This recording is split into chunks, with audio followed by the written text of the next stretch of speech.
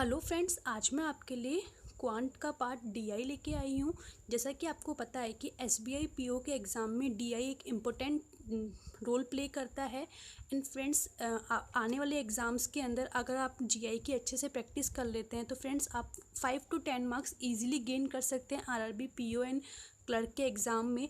RRBs के exam में DI इतना डिफ़िकल्ट नहीं आता है, लेकिन फ्रेंड्स जैसा कि एग्ज़ाम्स का लेवल कंटिन्यूसली बढ़ता जा रहा है तो हम ये नहीं कह सकते हैं कि एग्ज़ाम टफ़ आएगा या इजी आएगा। बस हमें हर एक टॉपिक की प्रिपरेशन अच्छे से करनी है।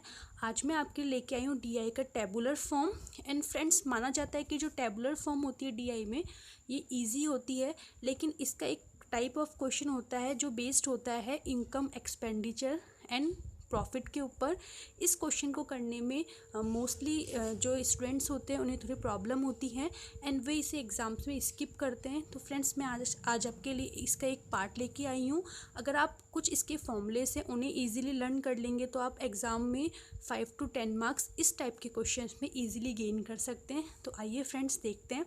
देखिए, ये आप हमें एक टेबुलर फॉर्म दी गई है। इसमें 2 कंपनीज़ है, company A and company B.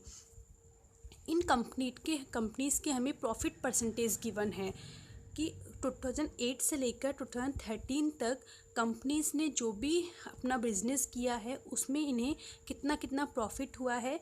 तो जो फर्स्ट वाला ब्लॉक हमारा है वो कंपनी ए के प्रॉफिट को डिपेंड कर रहा है, प्रॉफिट परसेंटेज। एंड जो सेकंड वाला ब्लॉक है वो कंपनी बी के परसेंटेज को। फ्रेंड्स, आपको इस टाइप के क्वेश्चन ही एग्ज़ाम्स में दिखने को मिलेंगे जिसमें आपको प्रॉफिट परसेंटेज दिया होगा। इसमें बेस कुछ क्वेश्चंस होते हैं जिसमें आपसे एक्सपेंडिचर पूछा जाता है, किसी में प्रॉफिट का अमाउंट पूछा जाता है। इसे करने के लिए सबसे पहले फ्रेंड्स आपको कुछ फॉर्मूलेज है इसके जो आपको आने चाहिए। देखिए फ्रेंड्स, इसके बेसिकली 2 फॉर्मूलेज हैं। देखिए, अगर हम कोई भी बिजनेस रन कर रहे हैं या तो हमें प्रॉफिट होगा या हमें लॉस होगा। आप प्रॉफिट के फॉर्मूलेज लर्न करिए एंड लॉस के फॉर्मूले आपको ऑटोमेटिकली लर्न हो जाएंगे। एंड प्रॉफिट के फॉर्मूले बहुत इजी है फ्रेंड। देखिए, प्रॉफिट हमेशा क्या होता है, जितनी भी इनकम हुई है कंपनी को उसमें से अगर हम एक्सपेंडिचर को माइनस करेंगे तो जो रिमेनिंग रहेगा वो हमारा प्रॉफिट रहेगा। और अगर हमें प्रॉफिट परसेंटेज निकालना है तो प्रॉफिट परसेंटेज कुछ नहीं होता, जो कि प्रॉफिट है इनकम माइनस एक्सपेंडिचर। उसे जब हम डिवाइड करते हैं एक्सपेंडिचर से एंड मल्टीप्लाई बाय 100 तो हमारा प्रॉफिट परसेंटेज का फॉर्मूला ये आता है। इसी तरह फ्रेंड्स, लॉस का फॉर्मूला पता है, लॉस कब होगा, जब खर्चे ज़्यादा होंगे, एक्सपेंडिचर माइनस इनकम।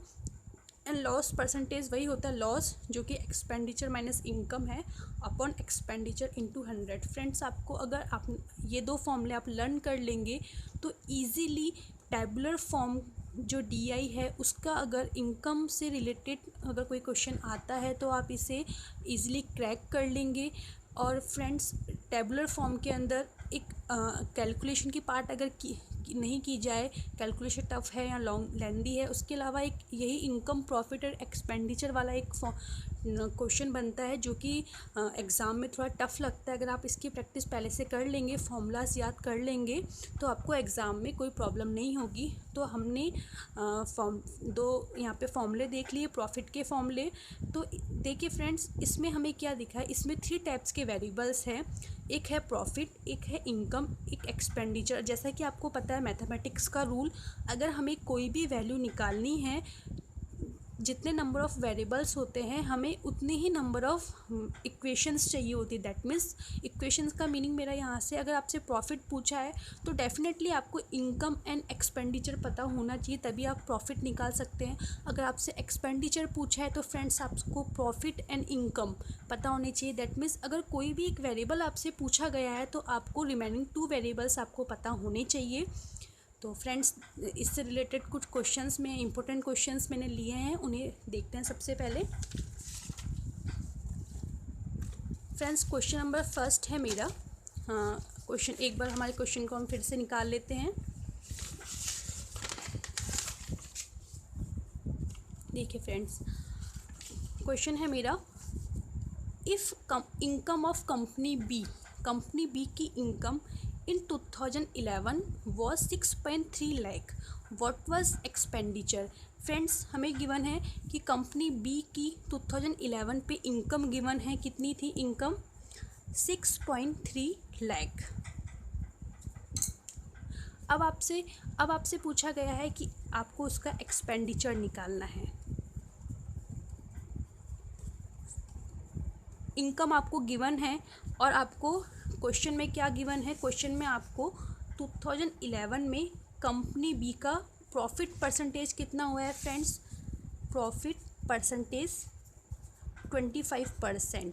आपसे एक्सपेंडिचर पूछा है। अभी फ्रेंड्स मैंने आपको बताया था कि अगर कोई भी एक वेरिएबल हमें निकालना है तो रिमेनिंग 2 वेरिएबल्स हमें पता होने चाहिए। यहाँ हमें गिवन है प्रॉफिट परसेंटेज कितना है 25% एंड इनकम कितनी है 6.3 लाख। फ्रेंड इसके अलावा आपको मैंने 2 फॉर्मूले लर्न करवाए हैं, अगर वो आपको लर्न है तो आप इसे इजीली कर लेंगे। हमारा फॉर्मूला था कि प्रॉफिट परसेंटेज जो होता है, profit percentage equal to income minus expenditure upon expenditure into 100। अगर इसमें हम वैल्यूज़ पुट करेंगे, प्रॉफिट परसेंटेज कितना है 25 इक्वल टू इनकम मेरी कितनी है 6.3 minus expenditure upon expenditure into 100। अब इसे मेन बेसिक चीज़ है, इसे सॉल्व करना है एग्ज़ाम में अगर आपको इस टाइप का क्वेश्चन सॉल्व करना है तो शॉर्ट ट्रिक से करना होगा। फ्रेंड्स सीधे 100 को आप इसके 25 के नीचे लाइए एंड पता है 25 अपॉन 100 हो जाएगा। यहाँ पे 6.3 अपॉन ई माइनस 1, ये कितना हो जाएगा आपका करके 1/4।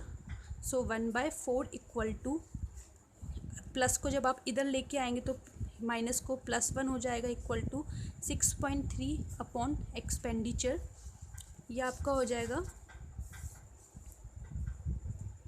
5/4 इक्वल टू 6.3 अपॉन एक्सपेंडिचर। सो आपका एक्सपेंडिचर का होएगा फ्रेंड 6.3 इंटू 4 अपॉन 5। जब आप इसे सॉल्व करेंगे तो आपका जो एक्सपेंडिचर का अमाउंट आएगा वो आएगा 5,04,000।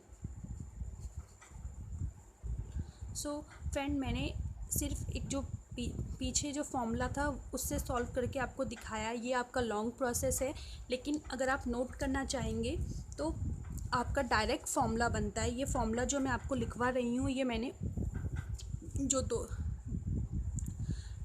इस फॉर्मूले से ही डराइव किया है। अगर आपको डायरेक्ट निकालना है, एग्ज़ाम पॉइंट ऑफ व्यू से लर्न करना है तो फ्रेंड आपका एक फॉर्मूला होता है expenditure equal to income multiply 100 upon 100 plus profit percentage. Friend ये आपका फॉर्मूला है। इससे भी अगर आप इजीली इतना ना करने के बजाय आप 6.3 इंटू 100 अपॉन 125 जब करेंगे तो आपका अगेन आंसर 5,04,000 आपका एक्सपेंडिचर निकल के आएगा। तो आपके पास मेथड है, ये एक बेसिक मेथड है जो फॉर्मूलेस के थ्रू करते हैं, लेकिन आप खुद देख रहे हैं कि स्टेप्स में बहुत ज़्यादा है। आपको डायरेक्ट ये वाला फॉर्मूला लर्न करना है, एग्ज़ाम में इस फॉर्मूले से करना है एंड एग्ज़ाम्स में आपको ये फॉर्मूला लिखना भी नहीं है, आपको फॉर्मूला लर्न है। आप इसको स्किप कीजिए, डायरेक्ट इससे फॉर्मूला लिखिए एंड आपकी ओनली 1 स्टेप के अंदर कैलकुलेशन फास्ट है तो आपका एक स्टेप के अंदर आपका आंसर आ जाएगा।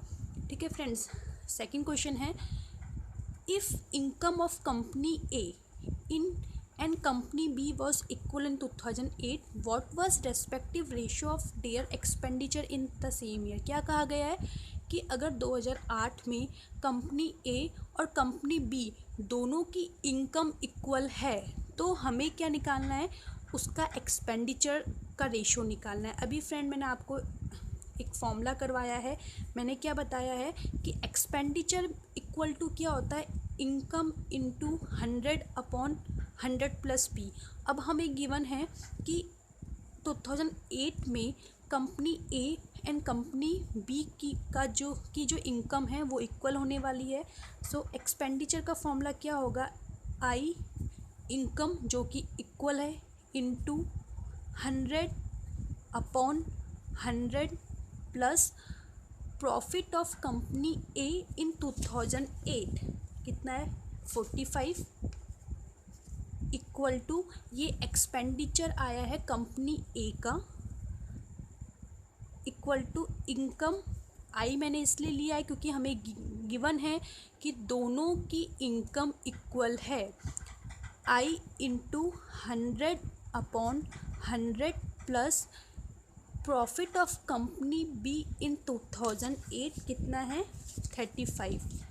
इसे सॉल्व करेंगे आई से आई कैंसिल 100 से 100 1/145 equal to 1/135 cross multiplication 1,375 equal to 145। इसे 5 से कट करेंगे तो हमारा आंसर आएगा 27 and 29। That means friend ratio पूछा था, रेशो हम लेंगे।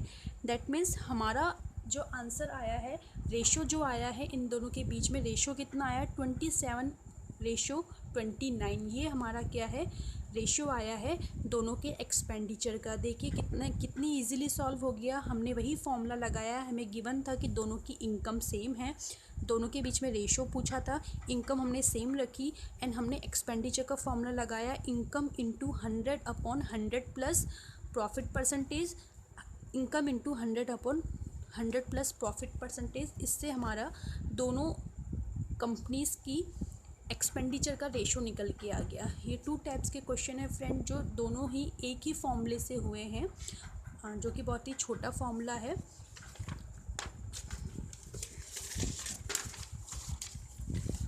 फ्रेंड ये 2 टाइप्स के क्वेश्चंस है एंड मोस्ट इम्पोर्टेंट क्वेश्चंस है एंड मोस्टली स्टूडेंट इसे गलत करके आते हैं।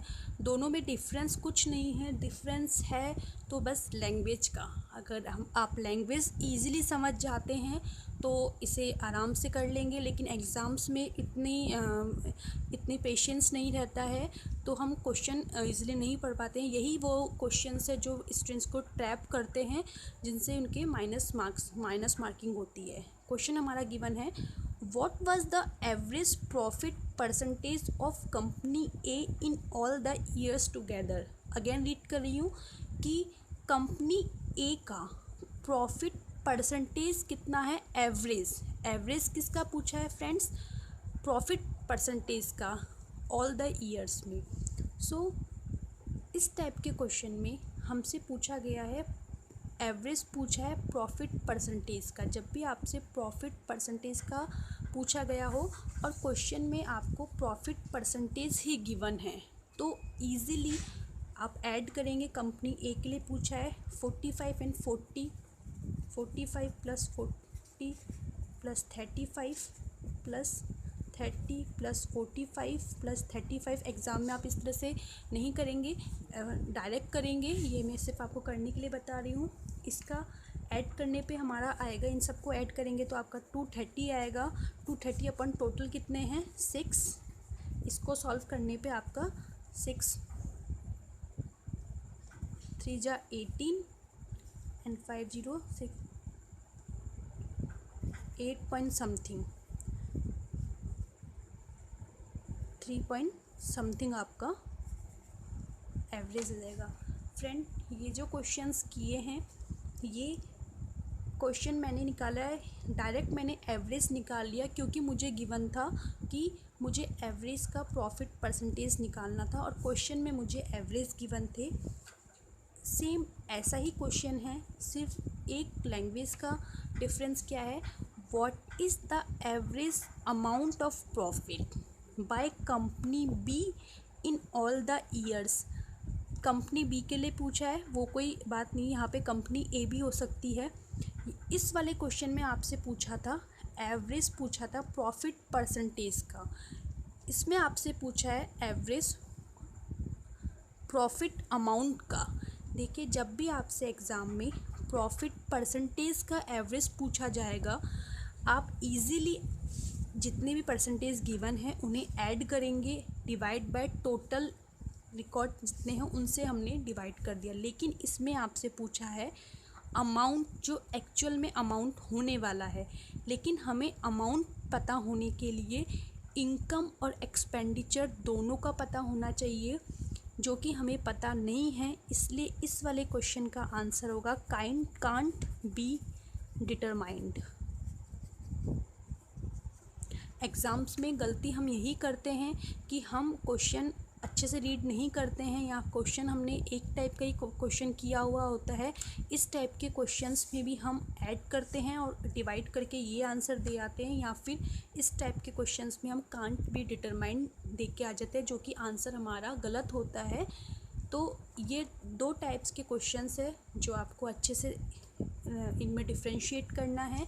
And friend, most important thing ये फॉर्मूलाज है, आपको फॉर्मूलाज पता होना चाहिए, profit formula, profit percentage, and ये जो एक फार्मूला मैंने आपको लिखवाया था, expenditure equal to income into 100/100 plus profit percentage.